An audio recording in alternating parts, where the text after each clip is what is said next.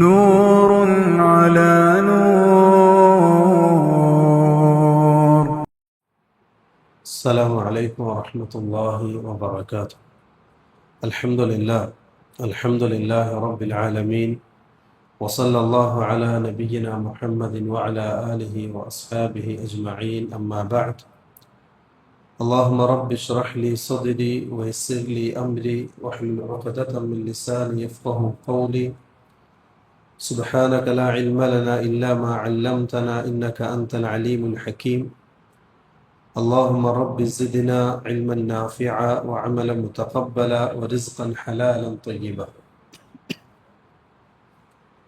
പ്രിയമുള്ള സഹോദരന്മാരെ, സഹോദരിമാരെ,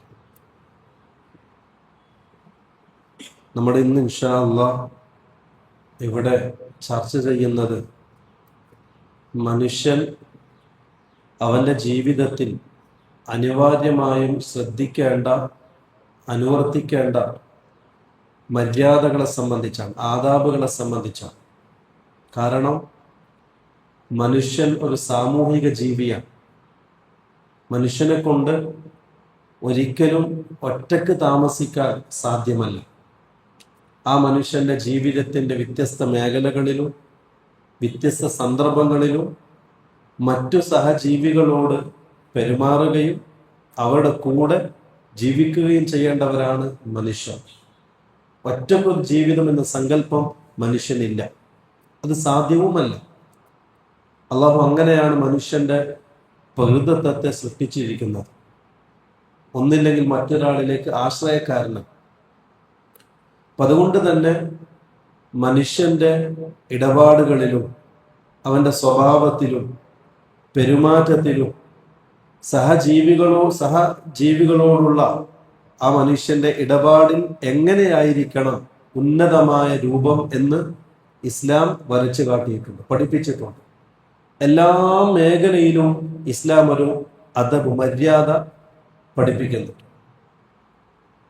ഒരു ഹദീസ് മാത്രം നമ്മൾ പഠിച്ചാൽ മതി, നമുക്ക് ഈ ആദാബുകളെല്ലാം സ്വായത്തമാക്കാൻ സാധിക്കും.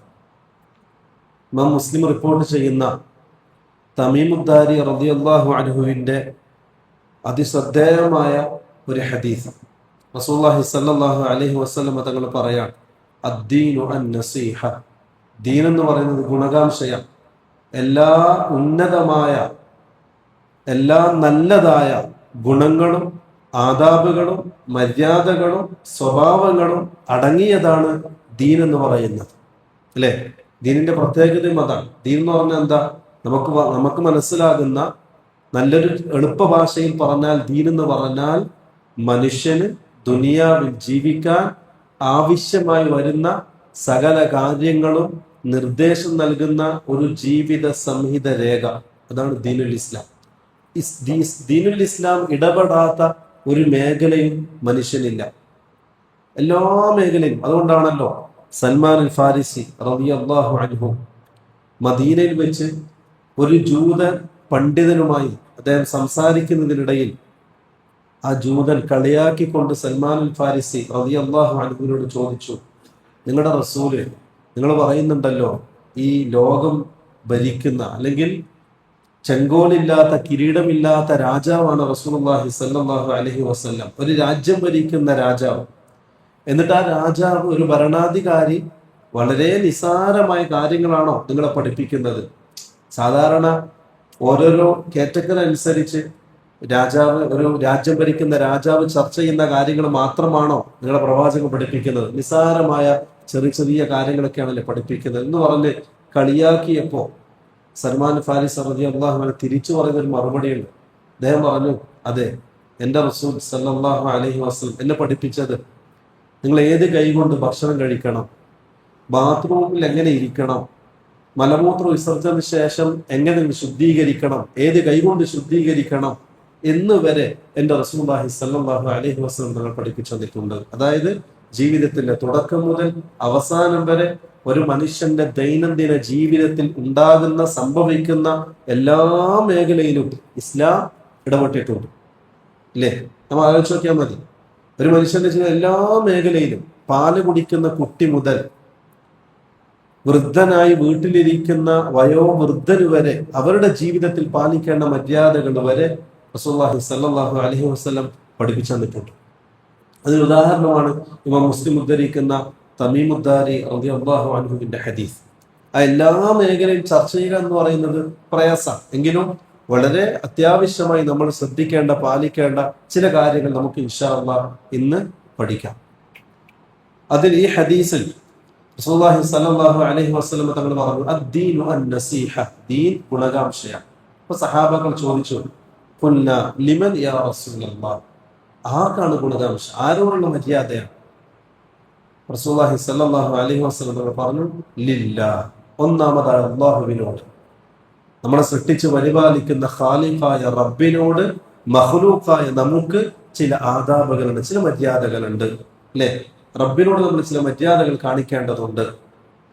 പിന്നെ റസൂൽ ചോദിച്ചു, രണ്ടാമതായി റസൂലുള്ളാഹി സ്വല്ലല്ലാഹു അലൈഹി വസല്ലം തങ്ങൾ പറഞ്ഞത്, വലി റസൂലി, റസൂലിനോട് ചില ആദാബുകളുണ്ട്.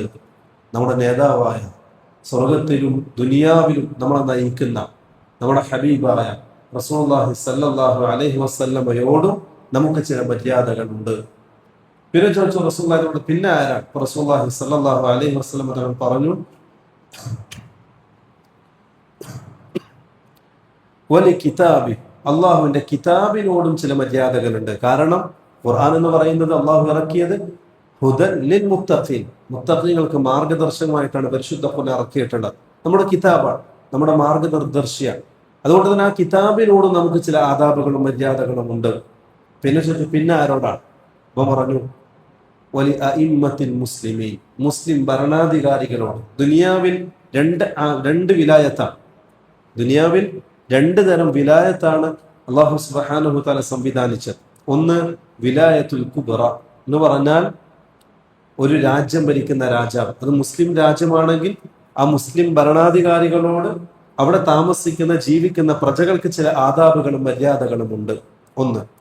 രണ്ടാമത്തത് അൽ വിലായത്തു സുഗ്റ എന്ന് പറഞ്ഞാൽ ഒരു രാജ്യം ഭരിക്കേണ്ട, മറിച്ച് നമ്മുടെ രാജ്യം പോലെ ഒരു ബഹുസ്വരത ജനാധിപത്യ രാജ്യത്ത് ജീവിക്കുന്ന വിശ്വാസികൾ, ആ വിശ്വാസികളുടെ നേതാക്കന്മാരായി ചമയപ്പെട്ടവർ ഒന്നുകിൽ സംഘടനയുടെ നേതാക്കന്മാരായിരിക്കാം, അതല്ലെങ്കിൽ പള്ളിയിലെ ഖാദിമാരായിരിക്കാം, പള്ളിയിലെ ഖത്തീബുമാരായിരിക്കാം, അല്ലെങ്കിൽ ഇമാമുമാരായിരിക്കാം.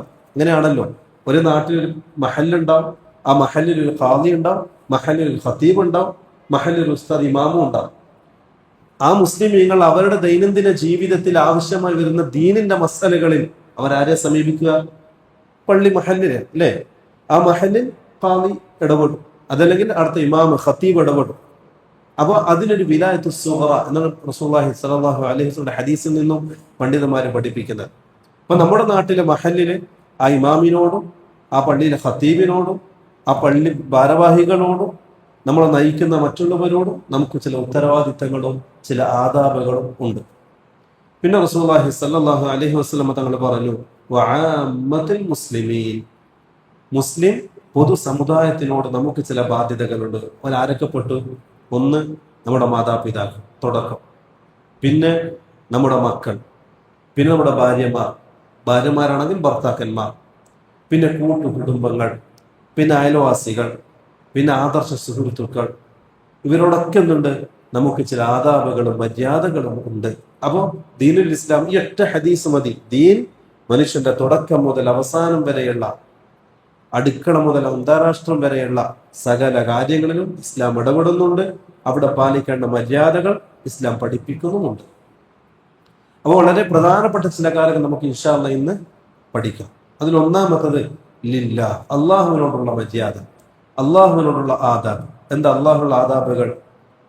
റസൂലുള്ളാഹി സ്വല്ലല്ലാഹു അലൈഹി വസല്ലം അബ്ദുല്ലാഹ് ഇബ്നു അബ്ബാസ് റളിയല്ലാഹു അൻഹുവിന്റെ ഉദ്ധരിക്കുന്ന സഹീഹായ ഹദീസിൽ അദ്ദേഹത്തിന് പഠിപ്പിച്ചു കൊടുക്കുന്ന ചില കാര്യങ്ങൾ, അടിമകൾക്ക് അള്ളാഹുവിനോടുള്ള ഒന്നാമത്തെ ബാധ്യത അൻ തഅ്ബുദൂഹു വലാ തുശ്രികൂ ബിഹി ശൈആ. അള്ളാഹിനോട് കാണിക്കേണ്ട മര്യാദ അതാ, അള്ളാഹിനോട് കാണിക്കേണ്ട അദബ് അതാ. എന്ത്? അൻ തഅ്ബുദൂഹു, അള്ളാഹിനെ മാത്രം ആരാധിക്കുക, വലാ തുശ്രികൂ ബിഹി ശൈആ, ഒരു നിലക്കും അള്ളാഹുവിനെ ശിർക്ക് പങ്കു ചേർക്കാതിരിക്കുക. ഇതാണ് റബ്ബിനോട് നമ്മൾ കാണിക്കേണ്ട ഒന്നാമത്തെ മര്യാദ. നമ്മൾ ആലോചിക്കണം, നമ്മുടെ ജീവിതത്തിൽ റബ്ബിനോടുള്ള ഈ മര്യാദയെങ്കിലും പൂർത്തിയാക്കാൻ നമ്മളെ കൊണ്ട് സാധിച്ചിട്ടുണ്ടോ? എത്ര ആൾക്കാരുടെ ദുനിയാവിൽ മുസ്ലിമായി ജീവിക്കുന്നവർ റബ്ബിനോടുള്ള ഈ ഒന്നാമത്തെ ബാധ്യത പൂർത്തിയാക്കിയിട്ടുണ്ട്? നമ്മൾ ചിന്തിക്കേണ്ട വിഷയമാണ്. ഇതാണ് ഒന്നാമത്തെ ബാധ്യത, റബ്ബിനോട് അള്ളാഹിനെ മാത്രം ആരാധിക്കുക. എങ്ങനെ? നമ്മുടെ ദൈനംദിന ജീവിതത്തിൽ ആവശ്യമാകുന്ന സകല കാര്യങ്ങളും റബ്ബിന് മാത്രം പ്രതീക്ഷ അർപ്പിക്കുക. നമ്മൾ ചെയ്യുന്ന ഇബാദത്തുകൾ റബ്ബിന് വേണ്ടി മാത്രമാക്കുക. നമ്മുടെ മനസ്സിലുണ്ടാകുന്ന ഖുശൂ', അതേപോലെ തന്നെ ഖൗഫ്, റജാ എന്നിത്യാദി കാര്യങ്ങളും, അതേപോലെ നമ്മുടെ പ്രകടമായി ചെയ്യുന്ന, ബാഹ്യമായി ചെയ്യുന്ന നമ്മുടെ ഇബാദത്തുകൾ, നിസ്കാരം, ദുആ, ഇസ്തിഗാസ, ഇസ്തിആന, നമ്മൾ ബാഹ്യമായി ചെയ്യുന്ന പ്രവർത്തനങ്ങൾ, ഇതെല്ലാം റബ്ബിന് വേണ്ടി മാത്രമാക്കുക, റബ്ബിനോട് വേണ്ടി മാത്രമാക്കുക. ഇതാണ് റബ്ബിനോട് കാണിക്കേണ്ട ഒന്നാമത്തെ മര്യാദ. അത് കഴിഞ്ഞ ഒരുപാട് ക്ലാസ്സുകളിൽ നമ്മൾ വിശദീകരിച്ചതാണ്, ആ വിശദീകരിച്ച് കടക്കുന്നില്ല. രണ്ടാമത്തത് റബ്ബിനോട് കാണിക്കേണ്ട രണ്ടാമത്തെ മര്യാദ അൽ ഇസ്തിഹ്യാഉ മിനല്ലാഹ്. അള്ളാഹുവിൽ നിന്നും നിങ്ങൾ ലജ്ജയുള്ളവരാകണം. അങ്ങനെ അള്ളാഹുവിൽ നിന്ന് ലജ്ജയുള്ളവരാകുക. ഒരു കാര്യം സദാ നമ്മുടെ മനസ്സിൽ ഉണ്ടായിരിക്കേണ്ട ഒരു കാര്യം, റബ്ബ് എന്നെ കാണുന്നുണ്ട് എന്ന ചിന്ത ഉണ്ടാക്കിയെടുക്കുക. റബ്ബ് സദാസമയം എന്നെ കാണുന്നുണ്ട് എന്ന ചിന്ത മനസ്സിലുണ്ടാക്കിയെടുക്കുക. ഇന്ന റബ്ബക ലബിൽ മിർസാദ്. നിന്റെ രക്ഷിതാവ് ഒരു നിശ്ചിത സ്ഥാനത്ത് നിന്നും നിന്നെ നിരീക്ഷിച്ചു കൊണ്ടിരിക്കുന്നുണ്ട്. അല്ലേ? മാ യൽഫിദു മിൻ ഖൗലിൻ ഇല്ലാ ലദൈഹി റഖീബുൻ അതീദ്. റഖീബും അതീദും രേഖപ്പെടുത്താതെ ഒരു ലഫ്ദ് പോലും നിങ്ങൾ ഉച്ചരിക്കുന്നില്ല.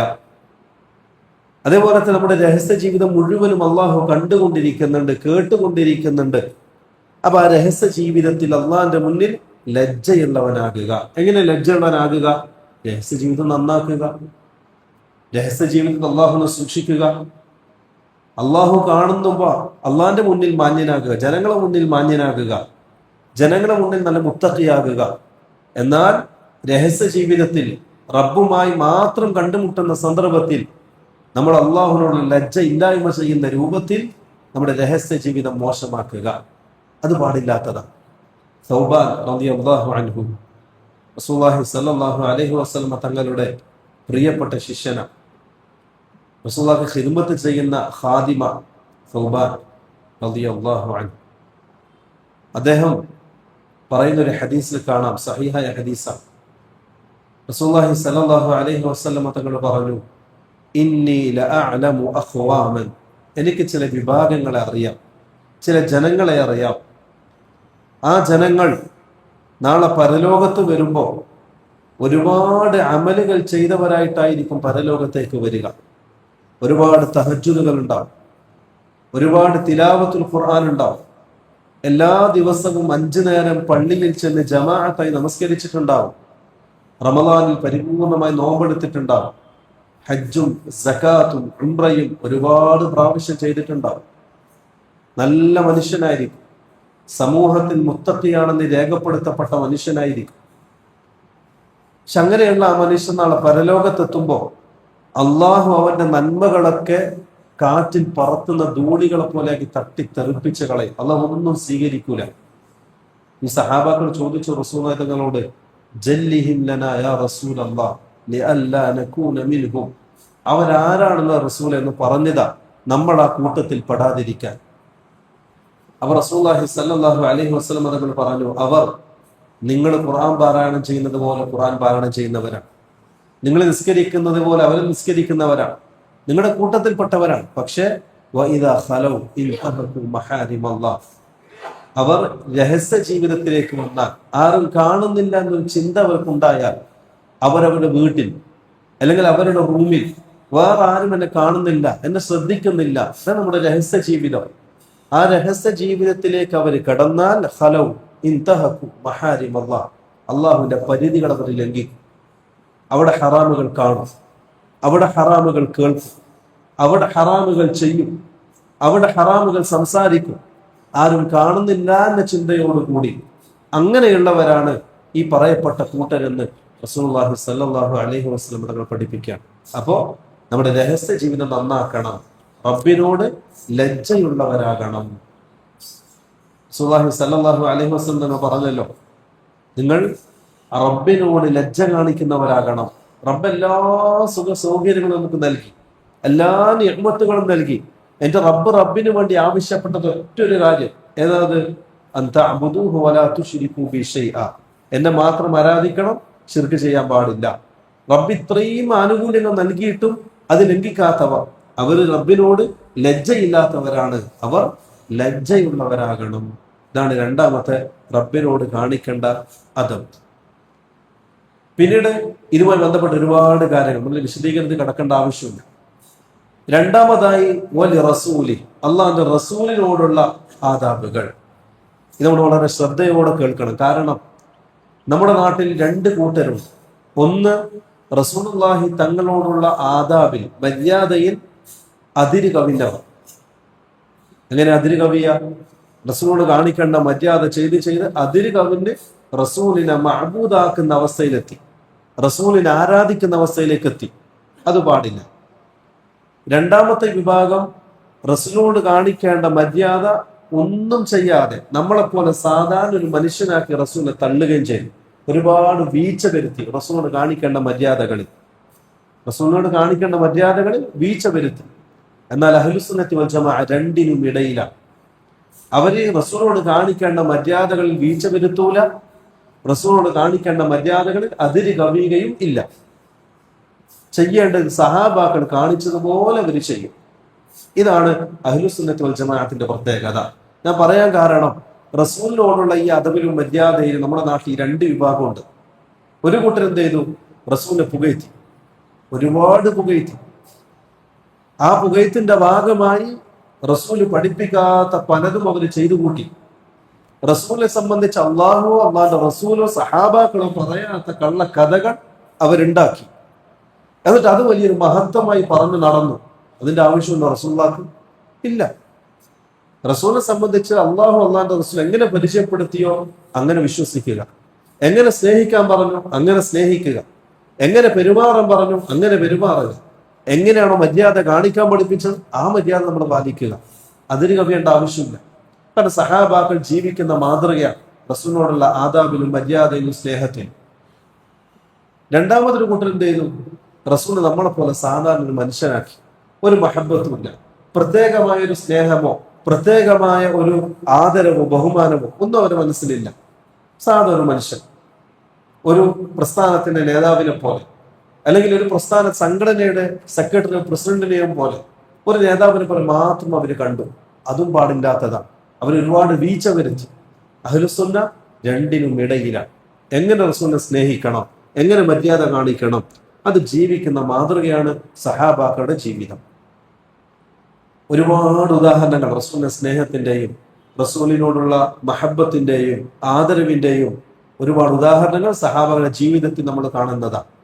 4 കാര്യങ്ങളാണ് റസൂലിനോടുള്ള ആദാബിൽ നമ്മൾ ശ്രദ്ധിക്കേണ്ടത്. 4 കാര്യങ്ങൾ. ഒന്ന്, തസ്ദീഖുഹു ഫീമാ അഖ്ബർ. റസൂലുള്ളാഹി സ്വല്ലല്ലാഹു അലൈഹി വസല്ലം പറഞ്ഞു തന്ന കാര്യങ്ങൾ അതേപോലെ വിശ്വസിക്കുക, സത്യപ്പെടുത്തുക റസൂലിനെ.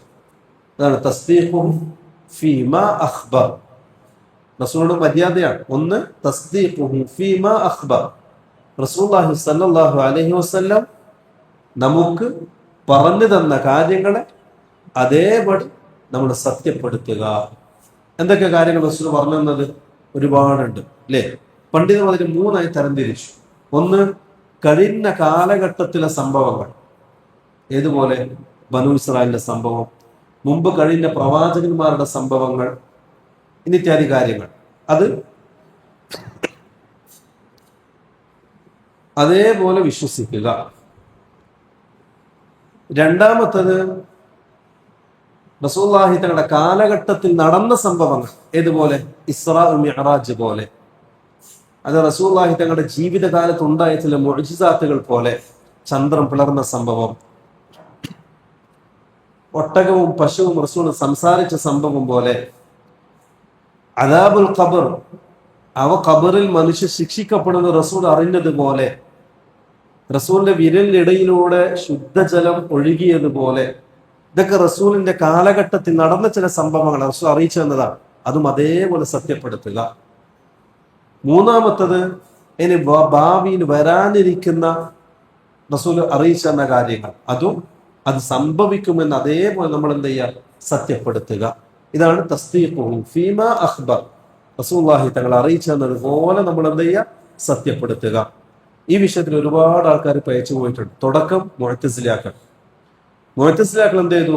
റസൂൽ അറിയിച്ച കാര്യങ്ങൾ അവരുടെ ബുദ്ധിക്ക് യോജിക്കുന്നതാണോ അവർ സ്വീകരിച്ചു, അവരുടെ ബുദ്ധിക്ക് യോജിക്കാത്തതാണോ അവർ തള്ളി.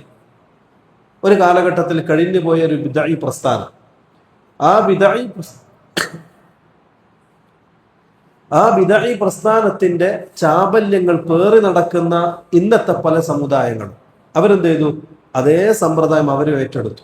അവരുടെ ബുദ്ധിക്ക് യോജിക്കുന്നതാ ഹദീസുകളാണോ അവർ സ്വീകരിക്കും, അവരുടെ ബുദ്ധിക്ക് യോജിക്കാത്തതാണോ അവർ തള്ളും.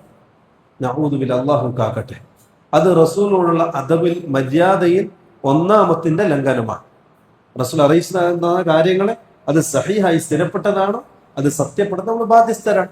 നമ്മുടെ ബുദ്ധിക്ക് യോജിക്കുന്നതാണെങ്കിലും ഇല്ലെങ്കിലും. കാരണം എന്താ അറിയോ, നമ്മൾ ആവർത്തിച്ച് പറയുന്ന ഒരു കാര്യമാണ്, അള്ളാഹു നമുക്ക് നൽകിയ ബുദ്ധി അത് കേവലം ഈ ദുനിയാവിന്റെ കാര്യങ്ങൾ ചിന്തിക്കാനുള്ളതാണ്. ദുനിയാവിന്റെ അപ്പുറത്തുള്ള ചില കാര്യങ്ങൾ ചിന്തിക്കാൻ നമ്മുടെ ഈ ബുദ്ധിക്ക് അള്ളാഹു ശേഷി നൽകിയിട്ടില്ല. അതുകൊണ്ടാണ് ഖബർ തൊട്ട് അങ്ങോട്ടുള്ള ജീവിതം ആരുടെയും ഭാവനയിൽ നമുക്ക് ചിത്രീകരിക്കാൻ സാധിക്കാത്തത്. നമ്മുടെ ഭാവനക്ക് പ്രസക്തിയില്ല അവിടെ. കാരണം അത് ചിന്തിക്കാനുള്ള ശേഷി നമ്മുടെ ബുദ്ധിക്ക് നൽകിയിട്ടില്ല. അള്ളാഹു നമ്മുടെ ഈ ജീവിതം, ഈ ജസദ്, നമ്മുടെ റൂഹിനെ സമന്വിപ്പിച്ച്, നമ്മുടെ റൂഹിനെ അള്ളാഹു ചേർത്തിട്ടുള്ള ഈ ജസദ്, ഈ ശരീരം, അത് ഈ ഭൗതിക ജീവിതത്തിന് വേണ്ടി അള്ളാഹു തയ്യാറാക്കിയതാണ്. അതുകൊണ്ട് തന്നെ ഈ ഭൗതികപരമായി ചിന്തിക്കാനുള്ള ശേഷി മാത്രം നമ്മുടെ ബുദ്ധിക്ക് അള്ളാഹു നൽകിയിട്ടുള്ളൂ. അതിന്റെ അപ്പുറം ചിന്തിക്കാൻ ഈ ബുദ്ധി പര്യാപ്തമല്ല. അതുകൊണ്ട് റസൂൽ പറഞ്ഞ കാര്യങ്ങൾ അധികവും ഗൈബിയായ കാര്യങ്ങളാണ്. റസൂലുള്ളാഹി സ്വല്ലല്ലാഹു അലൈഹി വസല്ലം തങ്ങൾ പറഞ്ഞു, ഈച്ച അത് നിങ്ങളുടെ വെള്ളത്തിൽ വീണാൽ നിങ്ങൾ അതിനെ മുക്കിയെടുത്തിട്ട് കുടിക്കണം. അഹ്ലുസുന്നത്തി വൽ ജമാഅയുടെ അടിസ്ഥാന പ്രകാരം റസൂൽ പറഞ്ഞു, നമ്മളത് ചെയ്തു. എന്തുകൊണ്ട്? അത് തഅബ്ബുദിയായ ഹുക്മാണ്. ഹുക്മ് രണ്ട് രൂപത്തിലാണ്. ഒന്ന് തഅബ്ബുദി, രണ്ട് മുഅല്ലല. തഅബ്ബുദി എന്ന് പറഞ്ഞാൽ അതിന്റെ കാരണം എന്തെന്ന് അന്വേഷിക്കാൻ തന്നെ വകുപ്പില്ല. റസൂൽ പറഞ്ഞു, നമ്മളത് ചെയ്തു. ഇല്ലേ? നായ തൊട്ടാൽ നമ്മളെങ്ങനെ കഴുകുക? നായ നമ്മുടെ വസ്ത്രമോ ശരീരത്തെ തൊട്ടാൽ നമ്മളെങ്ങനെ കഴുകുക? എന്തുകൊണ്ടാണ് അങ്ങനെ കഴുകുന്നത്? വല്ലാഹു അലം. റസൂൽ പറഞ്ഞു, നമ്മളത് ചെയ്തു. അതിനാണ് തഅബ്ബുദിയായ ഹുക്മ് എന്ന് പറയാം. വുദൂ ചെയ്യുമ്പോൾ റസൂലുള്ളാഹി തങ്ങൾ തുടങ്ങിയത് എങ്ങനെയാ? മുൻകൈ കഴുകിക്കൊണ്ടാണ്. എന്തുകൊണ്ട് റസൂൽ മുൻകൈ കഴുകിയത്? വല്ലാഹു അലം. റസൂൽ അങ്ങനെ ചെയ്തു, നമ്മളത് സ്വീകരിച്ചു. അതിനാണ് തഅബ്ബുദിയായ ഹുക്മ് എന്ന് പറയാം. അതിന്റെ കാരണം നമുക്ക് പറയാൻ സാധ്യമല്ല. റസൂലുള്ളാഹി തങ്ങൾ എല്ലാ ദിവസവും ദുഹൂർ നിസ്കരിച്ചു. വെള്ളിയാഴ്ച ദിവസം മാത്രം റസൂൽ ദുഹൂർ മാറ്റി പകരം 2 റക്അത്ത് നിസ്കാരം, പിന്നെ 2 ഖുതുബയും റസൂൽ നിർബന്ധമാക്കി. എന്തുകൊണ്ട്? എന്താ ഹിക്മത്ത്? വല്ലാഹു അലം. റസൂൽ ചെയ്തു, നമ്മളത് സ്വീകരിച്ചു. രാവിലെ ഉള്ള നിസ്കാരങ്ങളൊക്കെ പതുക്കെയാണ് ഓതേണ്ടത്. ദുഹൂർ ഒച്ചത്തിൽ ഓതലുണ്ടാവും? ഇല്ല. അസർ ഒച്ചത്തിൽ ഓതലുണ്ടാവും? പതുക്കെ, അല്ലേ? പക്ഷെ ഇതേപോലെ പകലുള്ള 2 നിസ്കാരങ്ങൾ, പെരുന്നാൾ നിസ്കാരം, ജുമുഅ നിസ്കാരം, അതേപോലെ തന്നെ ഖുസൂഫ്, പിന്നെ ഇസ്തിസ്ഖ, ഈ നിസ്കാരങ്ങളിലൊക്കെ നമ്മൾ എന്ത് ചെയ്തു? ഒച്ചത്തിൽ ഓതി. എന്തുകൊണ്ട്? റസൂൽ കാണിച്ചു, നമ്മളത് ചെയ്തു. ഇതിനാണ് തഅബ്ബുദിയായ ഹുക്ം എന്ന് പറയാം. അപ്പൊ റസൂൽ തങ്ങൾ ഗൈബിയായ കാര്യങ്ങളൊക്കെ പറഞ്ഞത് തഅബ്ബുദിയായ ഹുക്മാണ്. നമ്മുടെ ബുദ്ധിക്കോ ചിന്തക്കോ പ്രസക്തിയില്ല. റസൂൽ പറഞ്ഞു, നമ്മൾ അനുസരിച്ചു, ചെയ്തു. അതേപോലെ ഈച്ചയുടെ സംഭവം. റസൂൽ പറഞ്ഞു, നിങ്ങളുടെ പാനീയത്തിൽ ഈച്ച വീണാൽ നിങ്ങൾ എന്ത് ചെയ്യണം? അതിനെ മുക്കിയെടുത്തിട്ട് കുടിക്കണം. നമ്മളങ്ങനെ ചെയ്തു. അത് എന്തുകൊണ്ട്? അങ്ങനെ ആയിക്കൂടെ, ഇങ്ങനെ ആയിക്കൂടെ? ആ ഒരു ചിന്തക്ക് അവിടെ പ്രസക്തി ഇല്ല. കാരണം ഇത് ഹുക്മു തഅബ്ബുദിയാണ്. രണ്ടാമത്തത് മുഅല്ലല. മുഅല്ലല എന്ന് പറഞ്ഞാൽ കാരണമുള്ള ചില ഹുക്മുകൾ. ഏതുപോലെ? റസൂലുള്ളാഹി സ്വല്ലല്ലാഹു അലൈഹി വസല്ലം തങ്ങൾ പറഞ്ഞു, പലിശ വരുന്ന ചില സാമ്പത്തിക ഇടപാടിനെ സംബന്ധിച്ച് പറയുമ്പോൾ 6 കാര്യങ്ങൾ അതിൽ പലിശ സംഭവിക്കും. റസൂൽ എണ്ണിയത് ഏതൊക്കെ അറിയോ? ഒന്ന് അദ്ദഹബു വൽ ഫിദ്ദ, ഒന്ന് സ്വർണം, 2 വെള്ളി, 3-മത്തത് ബുർറ് ഗോതമ്പ്, 4-മത് ഷഈർ ബാർലി, 5-മത്തത് സബീബ്, 5-മത്തത് തംബർ ഈത്തപ്പഴം, 6-മത്തത് മിൽഹ് ഉപ്പ്. ഈ 6 കാര്യങ്ങൾ റസൂൽ പലിശയുടെ ഇനത്തിൽ പെടുത്തും. നമ്മൾ ആലോചിക്കേണ്ട ഒരു കാര്യം,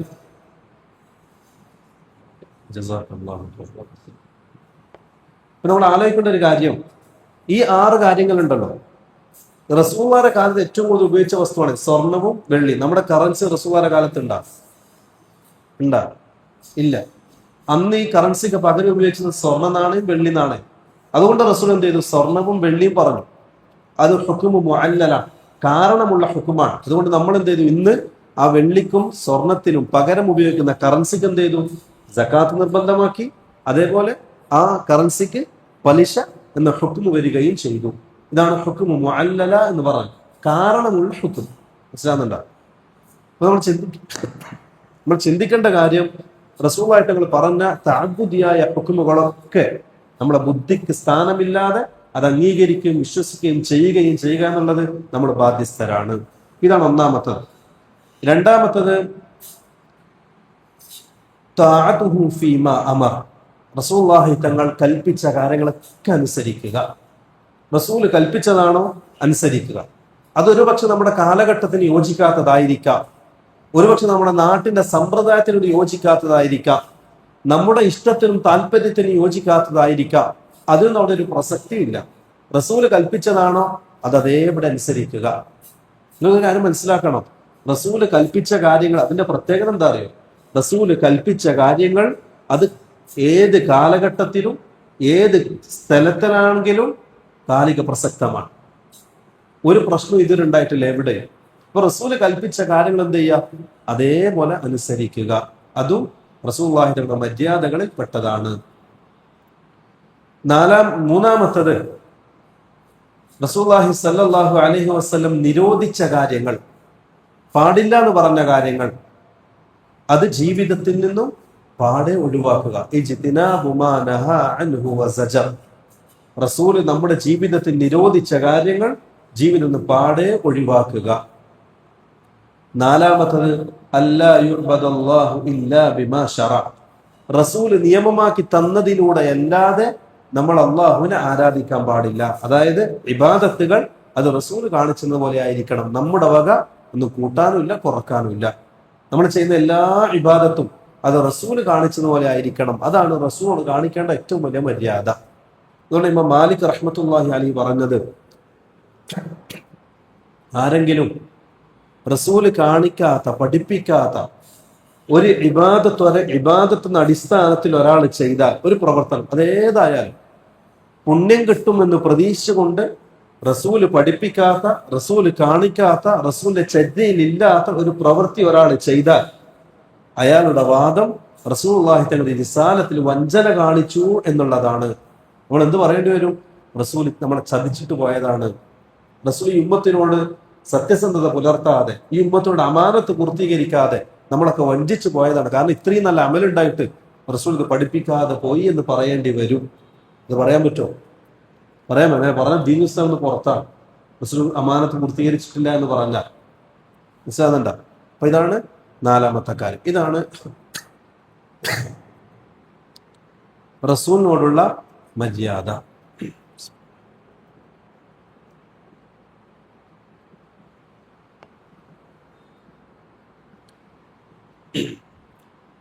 അടുത്തതായി അള്ളാന്റെ കിതാബിനോടുള്ള മര്യാദ, അതായത് ഖുർആനിനോടുള്ള മര്യാദ.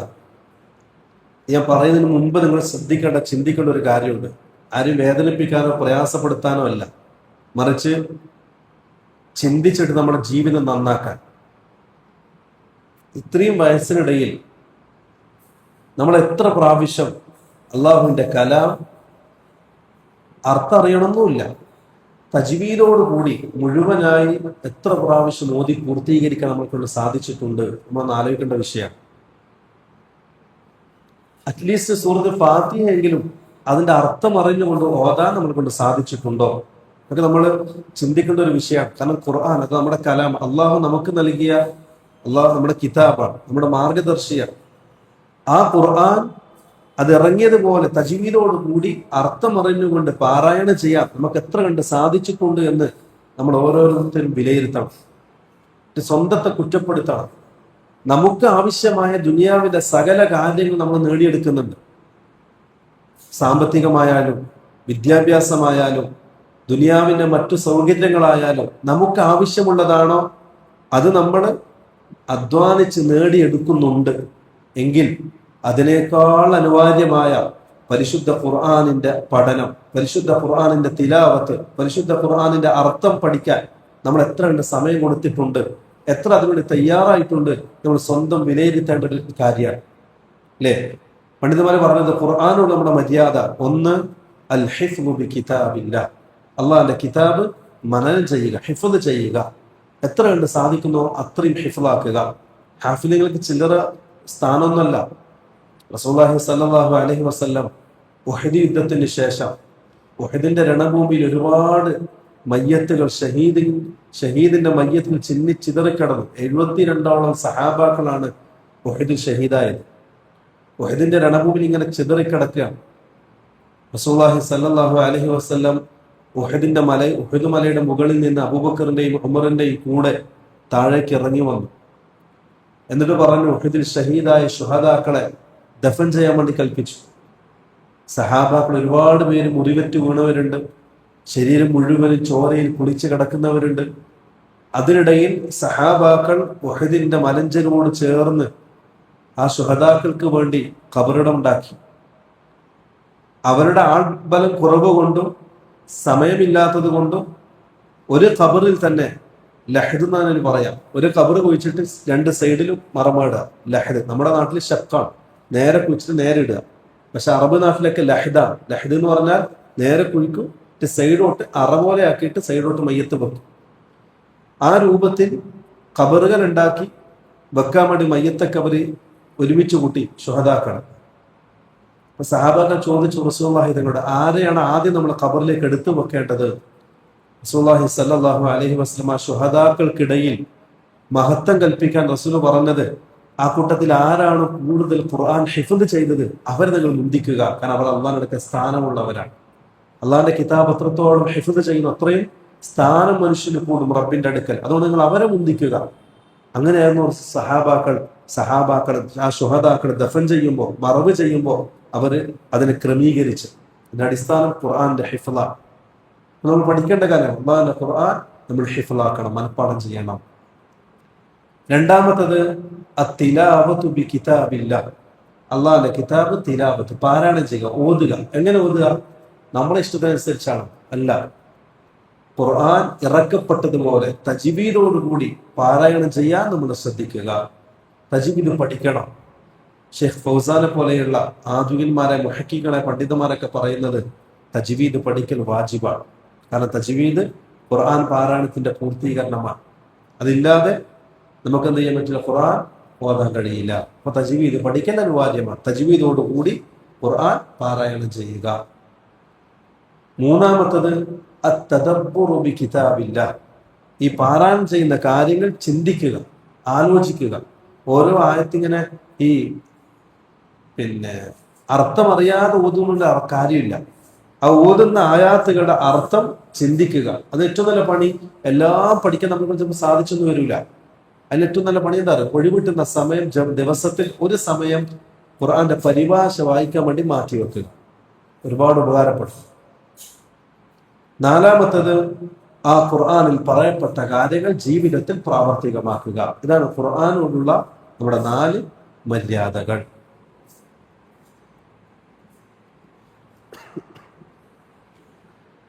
അടുത്തതായി അയിമ്മത്തുൽ മുസ്ലിമീൻ, മുസ്ലിം ഭരണാധികാരികളോടുള്ള മര്യാദകളാണ്.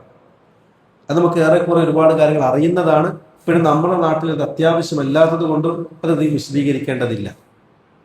പിന്നെ വഅമ്മത്തിഹിം, മുസ്ലിം പൊതുവായ മുസ്ലിം സമുദായത്തിനോടുള്ള മര്യാദ. അതിലൊന്ന് നമ്മുടെ മാതാപിതാക്കളുടെ മര്യാദയാണ്. 2 നമ്മുടെ മക്കളോടുള്ള മര്യാദ. 3 ഇണകളോടുള്ള മര്യാദ. 4 അയൽവാസികളോടുള്ള മര്യാദ. അതിൽ മാതാപിതാക്കളുടെ മര്യാദ പരിശുദ്ധ ഖുർആന്റെ ഒരു പ്രത്യേകത. അല്ലാഹു സുബ്ഹാനഹു വ തആല ഒരുപാട് കാര്യങ്ങൾ മുജ്മലായിട്ടാണ് ഖുർആൻ വിശദീകരിച്ചത്. മുജ്മൽ എന്ന് പറഞ്ഞാൽ കൽപ്പന മാത്രമേ ഉണ്ടാവൂ, അതെങ്ങനെയൊന്നും ഉണ്ടാവില്ല ഖുർആനിൽ. ഉദാഹരണം പറയാം, അഖിമിസ് സ്വലാഹ്, നിങ്ങൾ നിസ്കരിക്കണം. അത് മുജ്മലായ ഒരു കൽപ്പനയാണ്. അതെങ്ങനെയെന്ന് ഖുർആൻ വിശദീകരിച്ചിട്ടുണ്ടോ? ആദ്യം കൈകെട്ടണം, പിന്നെ റുക്കൂ, പിന്നെ ഇഅ്തിദാൽ, വിശദീകരണം ഉണ്ടാവും ഇല്ല. നിങ്ങൾ സകാത്ത് കൊടുക്കണം. എത്ര, എപ്പോ, എങ്ങനെ ഖുർആനിലുണ്ടാകും? ഇല്ല. അത് റസൂലിന്റെ ഹദീസിലാണ്. അതേപോലെ തന്നെ സാമ്പത്തികമായും ശാരീരികമായും നിങ്ങൾക്ക് സാധിച്ചാൽ വലില്ലാഹി ഹജ്ജുൽ ബൈത്തി മൻ ഇസ്തതാഅ ഇലൈഹി സബീല, നിങ്ങൾ കഴിവുണ്ടാകും ഹജ്ജിന് പോകണം. എങ്ങനെയാ ഹജ്ജിന് പോകേണ്ടത്, എപ്പോഴാ പോകേണ്ടത്, ഹജ്ജിന്റെ കർമ്മങ്ങൾ എങ്ങനെ ഖുർആനിലുണ്ടാകും? ഇല്ല. അത് ഹദീസിലാണ്, റസൂലുള്ളാഹി വിശദീകരിച്ചതാണ്. ഖുർആന്റെ അധിക മസലകളും അങ്ങനെയാണ്. പക്ഷേ ഖുർആനിൽ ഒരു കൽപ്പനയുണ്ട്, വബിൽ വാലിദൈനി ഇഹ്സാന, നിങ്ങളുടെ മാതാപിതാക്കളുടെ നന്മയിൽ വർത്തിക്കണം. പക്ഷെ ആ മസാല മാത്രം എങ്ങനെയും കൂടി വിശദീകരിച്ചിട്ടുണ്ട്, ശ്രദ്ധിച്ചിട്ടുണ്ടോ? മാതാപിതാക്കൾ നിങ്ങൾ എന്ത് ചെയ്യണം? നന്മയിൽ വർത്തിക്കണം. അത് എങ്ങനെ? അതിന് ഉദാഹരണം കൂടി ഖുർആൻ അല്ലാഹു വിശദീകരിച്ചു, അല്ലേ? അല്ലാഹു പറയാണ്, വഖദാ റബ്ബുക അല്ലാ തഅ്ബുദു ഇല്ലാ ഇയ്യാഹ്, നിങ്ങളുടെ റബ്ബ് ഇതാ നിങ്ങൾക്ക് തീരുമാനിച്ചിരിക്കുന്നു, നിങ്ങൾക്ക് നിയമമാക്കിയിരിക്കുന്നു. എന്താ നിയമമാക്കിയത്? അല്ലാ തഅ്ബുദു ഇല്ലാ ഇയ്യാഹ്, നിങ്ങൾ അല്ലാഹുവിനെ അല്ലാതെ മറ്റാരെയും ആരാധിക്കാൻ പാടില്ല. അതിന്റെ കൂടെ ചേർത്ത് പറഞ്ഞത് വബിൽ വാലിദൈനി ഇഹ്സാന, നിങ്ങളുടെ മാതാപിതാക്കളോട് നന്മയിൽ വർത്തിക്കണം എന്നും അള്ളാഹു നിങ്ങൾക്ക് നിയമമാക്കിയിരിക്കുന്നു, നിർബന്ധമാക്കിയിരിക്കുന്നു. ഖളാ എന്ന വാക്കിന്റെ അർത്ഥം എന്താ അറിയോ? ഒരു കാര്യത്തിന്റെ ഫൈനൽ ആയിട്ട് തീരുമാനം പറയാം, പിന്നെ അവിടെ അഡ്ജസ്റ്റ്മെന്റ് ഇല്ല. ഇങ്ങനെ ആകാം, അങ്ങനെ ആകാം, അങ്ങനെ ഒരു സമ്പ്രദായം ഇതില്ല. തൗഹീദിന് എന്തെങ്കിലും വിട്ടുവീഴ്ചയുണ്ടോ? ചില സമയത്ത് നിങ്ങൾക്ക് വേണമെങ്കിൽ ചാറത്ത് പോകാം, വിട്ടുവീഴ്ചയുണ്ടോ? ഇല്ല. അതുകൊണ്ട് വഖദാ റബ്ബുക, അള്ളാഹു തീരുമാനിച്ചു, ഫൈനൽ. ഇതിനപ്പുറം ഒരു ചാഞ്ചാട്ടും ഇല്ല, അങ്ങോട്ടും ഇല്ല ഇങ്ങോട്ടും ഇല്ല. ഖലാസ്, തീർന്നു. മുവഹിദാണ് സ്വർഗത്തിൽ പോകാം, ഒരണുമണി തുക ശിർക്കാണോ നരകത്തിലേക്ക് പോകാം. ഒരു അപ്പീലും അവിടെ ഇല്ല. അതേപോലെ അത് ചേർത്ത് പറഞ്ഞതാണ് വബിൽ വാലിദൈനി ഇഹ്സാന, മാതാപിതാക്കൾ ഗുണം ചെയ്യേണ്ട വിഷയം. അവിടെ എന്തില്ല? ഒരു അപ്പീലും ഇല്ല, ഒരു കോംപ്രമൈസ് ഇല്ല. ചെയ്തേ പറ്റൂ. നിങ്ങൾക്ക് എത്ര പ്രയാസം ഉണ്ടെങ്കിലും ബുദ്ധിമുട്ടുണ്ടെങ്കിലും ചെയ്തേ പറ്റൂ. നിങ്ങളുടെ ബാധ്യതയാണ്, ഹക്കാണ്, നിർബന്ധ ബാധ്യതയാണ്. ഒരു വിട്ടുവീഴ്ചയും ആ കാര്യത്തിലില്ല. തീർച്ചയായും അതിൽ വീഴ്ച വരുത്തിയാൽ നിങ്ങൾ ചോദ്യം ചെയ്യപ്പെടും. എന്നിട്ട് അല്ലാഹു പറയാണ്, ഇമ്മ യബ്ലുഗന്ന ഇൻദകൽ കിബർ അഹദുഹുമാ ഔ കിലാഹുമാ, ആ വാർദ്ധക്യ സമയത്ത് മാതാപിതാക്കൾ ഒരാളോ അല്ലെങ്കിൽ രണ്ടാളോ നിങ്ങൾ അടുത്തുണ്ടായാൽ ഫലാ തഖുൽ ലഹുമാ ഉഫിൻ, ചേർന്നൊരു വാക്ക് പോലും നിങ്ങൾ അവരോട് പറയാൻ പാടില്ല. എന്താ ഉദ്ദേശം? ചേർന്ന വാക്ക് എന്ന് പറഞ്ഞാൽ എന്താ? നിസാരമായ ഒരു കാര്യത്തിൽ പോലും അവരുടെ മനസ്സിന് ഒരു വിഷമം തോന്നുന്ന രൂപത്തിൽ മുഖം തിരിക്കാൻ പോലും പാടില്ല എന്നാണ് ഇബ്നു കസീറിനെ പോലെയുള്ള സഅദിയെ പോലെയുള്ള പണ്ഡിതന്മാർ വിശദീകരിച്ച. എന്താ അറിയോ? കണ്ണ് അവർക്കൊരു മനസ്സിന് പ്രയാസം ഉണ്ടാക്കുന്ന രൂപത്തിൽ കണ്ണ് ചിമ്മാൻ പോലും പാടില്ല. ഇതേ ആയത്തിൽ വിശദീകരിച്ചുകൊണ്ടാണ് ആധുനികരായ ഇബ്നു ഉസൈമീനെ പോലെ ഇബ്നു ബാസിനെ പോലെയുള്ള പണ്ഡിതന്മാർ പറഞ്ഞത്, ഉപ്പയും ഉമ്മയും ഇരിക്കുന്ന സദസ്സിൽ നമുക്ക് ഫോൺ വന്നാൽ അവരെ മുമ്പിൽ ഫോൺ അവരെ അനുവാദം കൂടാതെ ഫോൺ എടുക്കാൻ പോലും പാടില്ല. അതൊക്കെ ഈ ഗണത്തിൽപ്പെട്ടതാണ്. നമ്മൾ ശ്രദ്ധിക്കേണ്ട ആ കാര്യങ്ങളൊക്കെ. കാരണം അള്ളാഹു പറഞ്ഞത് വലാ തഖുൽ ലഹുമാ ഉഫിൻ, ചേർന്ന വാക്ക് പോലും നീ അവരോട് പറയാൻ പാടില്ല. അപ്പൊ അതിന്റെ കൂടുതൽ ചവിട്ടലും കുത്തലും മുൻപാകെ പാടില്ല. അവരെ മനസ്സ് നേരിട്ട് അവരോട് സംസാരിക്കുക, ചൂടാകുക, കൂട്ടുകാരെ പരസ്പരം ദേഷ്യം പിടിക്കുന്നവർ ദേഷ്യം പിടിക്കുക, അവർ പറഞ്ഞ അനുസരിക്കാതിരിക്കുക, അവരുടെ മനസ്സിന് പ്രയാസം ഉണ്ടാക്കുന്ന രൂപത്തിൽ സംസാരിക്കുക, അവര് പറഞ്ഞ് തീരുന്ന ഫോൺ കട്ട് ചെയ്യുക, അവരുടെ കയർത്ത് സംസാരിക്കുക, ഒരിക്കലും പാടില്ല. കബാഇറുദ്ദുനൂബ്, അതൊക്കെ വൻ പാപത്തിൽപ്പെട്ടതാണ്. മാതാപിതാക്കൾ മുഖത്ത് നോക്കിയിട്ട് കണ്ണുരുട്ടൽ പോലും വൻ പാപത്തിന്റെ ഗണത്തിലാണ് പണ്ഡിതന്മാർ പെടുത്തിയത്. ഒരു വിട്ടുവീഴ്ചയും ആവശ്യത്തിലില്ല. അതുകൊണ്ട് തന്നെ വലാ തഖുൽ ലഹുമാ ഉഫിൻ വലാ തൻഹർഹുമാ, അവർ ആക്ഷേപിക്കാൻ പാടില്ല. അവർ വയസ്സായ ആൾക്കാരാണ്. നിങ്ങളുടെ ഈ പുതിയ ന്യൂ ജനറേഷൻ സമ്പ്രദായങ്ങളോ നിങ്ങളുടെ ഈ മോഡേൺ പരിഷ്കാരമോ അതൊന്നും അവർക്ക് പരിചയം ഉണ്ടാവില്ല. അവർക്ക് നിങ്ങളെ ഈ പുതിയ സമ്പ്രദായത്തിലുള്ള പെരുമാറ്റ രീതികളോ പെരുമാറ്റ ചട്ടങ്ങളോ സ്വഭാവമോ സംസ്കാരമോ ഇതൊന്നും അവർക്ക് പരിചയം ഉണ്ടായിക്കൊള്ളണമെന്നില്ല. അവർ പഴയ വസ്ത്രം ധരിക്കുന്നവരാണ്, പഴയ സംസ്കാരത്തിൽ ജീവിതം പാലിക്കുന്നവരാണ്, പഴയ സംസാരമുള്ളവരാണ്, ഭാഷ പഴയതാ. നിങ്ങളുടെ കൂട്ടുകാരുടെ പുതിയ ന്യൂ ജനറേഷനോട് എങ്ങനെ സംസാരിക്കണം എന്ന് പോലും അറിയാത്തവരാണ്. അതുകൊണ്ട് ആ വിഷയം നിങ്ങൾ എന്ത് ചെയ്യാൻ, അവരെ ആക്ഷേപിക്കാൻ പാടില്ല. നിങ്ങളുടെ ഭാര്യമാര് ഒരുപക്ഷെ നിങ്ങളുടെ ഭാര്യമാർ നിങ്ങളുടെ കീഴിൽ ജീവിക്കുന്നവരാണ്. അവർക്ക് താല്പര്യങ്ങൾ ഉണ്ടാവും, ആഗ്രഹങ്ങൾ ഉണ്ടാവും. ആ താല്പര്യങ്ങളും ആഗ്രഹവും ചിലപ്പോൾ മാതാപിതാക്കൾക്ക് വേണ്ടി മാറ്റി വെക്കേണ്ടി വരും. പറഞ്ഞ് മനസ്സിലാക്കി കൊടുക്കുക. എന്നിട്ട് എന്ത് ചെയ്യുക? മാതാപിതാക്കൾ മുൻതൂക്കം നൽകുക. അതാണ് ജീവിതത്തിന്റെ വിജയത്തിന്റെ വഴി. അതല്ലെങ്കിൽ തീർച്ചയായും പരാജയപ്പെടുന്നതാണ്. ഒരുപാട് സംഭവങ്ങളും ഹദീസുകളും നമുക്കിത് കാണാവുന്നതുമാണ്. അപ്പോ അല്ലാഹു പറയാണ് വലാ തൻഹർഹുമാ, മറിച്ച് വഖുൽ ലഹുമാ ഖൗലൻ കരീമ, മാന്യമായ രൂപത്തിൽ നിങ്ങൾ അവരോട് സംസാരിക്കാൻ പറ്റും. അവരെത്ര ദേഷ്യപ്പെട്ടാലും എത്ര കയർത്താലും നിങ്ങളുടെ എത്ര ശാഠ്യം പിടിച്ചാലും നിങ്ങൾ അവരോട് സംസാരിക്കുമ്പോൾ മാന്യമായ രൂപത്തിൽ സംസാരിക്കാൻ പാടുള്ളൂ. ഒരു വാക്ക് പോലും ശബ്ദം ഉച്ചത്തിലാകാൻ പാടില്ല. അവർക്ക് എൻ്റെ മകൻ അഥവകേട് കാണിച്ചു എന്ന് തോന്നുന്ന രൂപത്തിലുള്ള പെരുമാറ്റം പോലും നിങ്ങളുടെ ഭാഗത്തു നിന്നുണ്ടാകാൻ പാടില്ല. കാരുണ്യത്തിന്റെ ചിറകുകൾ നിങ്ങൾ അവർക്ക് വേണ്ടി വിരിച്ചു കൊടുക്കണം. ഒരുപാട് നിങ്ങൾക്ക് ഇഷ്ടപ്പെടാത്ത കാര്യങ്ങൾ അവരിൽ നിന്നുണ്ടായേക്കാം. നിങ്ങൾക്ക് താങ്ങാൻ പറ്റുന്നതിനപ്പുറം ഒരുപാട് പ്രയാസങ്ങൾ അവരുടെ ഭാഗത്ത് നിങ്ങൾക്ക് ഉണ്ടായേക്കാം. എങ്കിലും നിങ്ങൾ കാരുണ്യത്തിന്റെ ചിറക് അവർക്ക് നിങ്ങൾ വേണ്ടി വിരിച്ചു കൊടുക്കണം.